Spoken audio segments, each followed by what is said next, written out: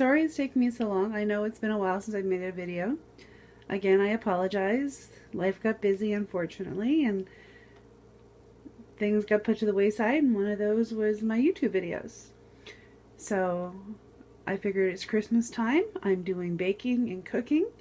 I was going to share my meat pie recipe. My family's Acadian.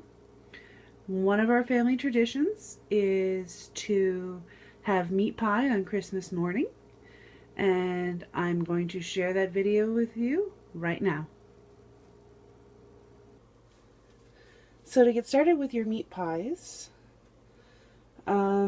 basically what we're going to do is put your meat in the pot. I've got some beef. I've got some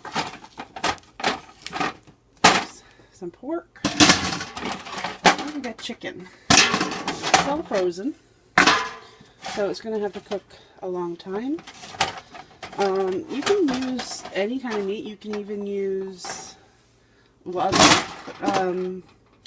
deer, rabbit, pheasant, moose. I just don't have my hands on any of it, so this is what I'm going for. And this is basically my family's tradition. So, okay. And then because it's frozen, I'm going to add some water. I put about 8 cups. I've got about half a pot of meat. And then I'm going to add about a tablespoon of salt. The salt content will eventually change, probably. Alright, and yes, my hands are clean. So now we're going to put this at a medium. And we're going to put the cover back on it, and we're going to let it cook pretty much all day. Once I will be adding other ingredients to it, and I'll show you as I add. Basically there'll be carrots and onions and maybe a little bit more spices, but that's about it. And then we add them to our pie crusts, and you can either cook it right away or you can just freeze them, and I tend to freeze them, but I'll be showing you that after. So right now, all we did, again, was put all the meat in the pot, add a little bit of salt and water, and we turn it on, and we're going to leave it cook for a couple of hours, at least, before we do anything with it, except for stirring. Alright, so we're going to check it out. Let's get off that. Alright, you can tell. It is going to take a long time to cook. I did start it from frozen after all. If you cook it from thawed or fresh, it takes less time. I'm going to add some onions. This is my onion cutter because I refuse to cry. Today at least. Usually I do, but not today. Okay, so. And because of the amount of meat that I have, I use 2 smallish medium onions.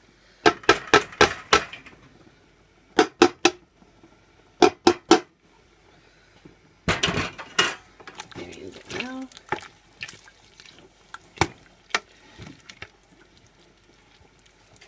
There we go. Put this back on. And let it cook for another few hours, and then I'll add the carrots to it. Okay, the next step is to add my carrots. And because I cook it so long, the carrots pretty much dissolve, if you will, but the taste is still there, so it's really good. I'm just going to stir this.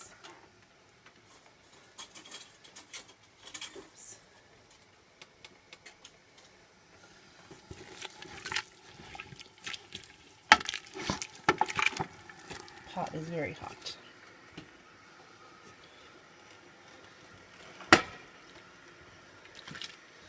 Ooh, the chicken's already starting to break apart.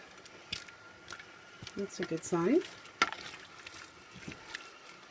I know it seems like there's a lot of water in it right now, but basically it's because I want everything to cook well. Eventually all that water will evaporate when I'm cooking this. So there's the next step. And let it cook for longer. Alright, so this has been cooking now for approximately, I'd say 4 to 5 hours. Closer to the 4 hours, I guess. And as you can tell, I've got something here. The meat is already starting to break apart nicely. Look how nice that looks. Again, there's already less water in it than when I started because it is evaporating nicely. So I just let this cook and break down some more. I'm telling you, the meat when I'm done is so moist and juicy. It's delicious. Put the lid back on again and let it continue to cook. Sorry about the noise. There's a washing machine behind me. So as you can tell, everything is pretty much pulled apart. I love these dinner forks. And I know they're not dinner forks, but they're some kind of fork. And I think they're great for pulling the meat apart. I have 2 of them. And as you can tell, I really don't have a whole lot of liquid already. So basically what I'm going to do is just let the cover off, let it cook for a little bit longer. Oops, foggy. My carrots aren't quite as dissolved as I would have normally did it. And I could cook them for a while longer. We'll see how they dissolve and if they don't. Oops, there's a piece that I have to break up. Go. And we'll go. So the next step will be to finish cooking this off and then put it into pie shells. Okay, so the next step is, before the next step, as you can tell, there's pretty much no liquid in it. There's moisture, but not a whole lot of liquid. So the next step is to put them in pie crust. I did cheat this time, but I did have a coupon for $5 off, and the pie crusts were 2 for $5, so that is what I did. And if I need to make more after I fill all of them, then I will. I had a lot of coupons, so I have a lot of pie crusts. So basically, I'm just going to take the filling and fill up the pies. And then when it's done, we're going to put on the top one. I'm going to put them in freezer bags and then shove them in the freezer for Christmas morning. I am giving a few of them away. I'll let you know how many I make in a second. And I'll show you what it looks like when it's finished. I also have put in a couple of bay leaves. When I fill them, I'm going to have to keep an eye out because I'm missing 1 bay leaf.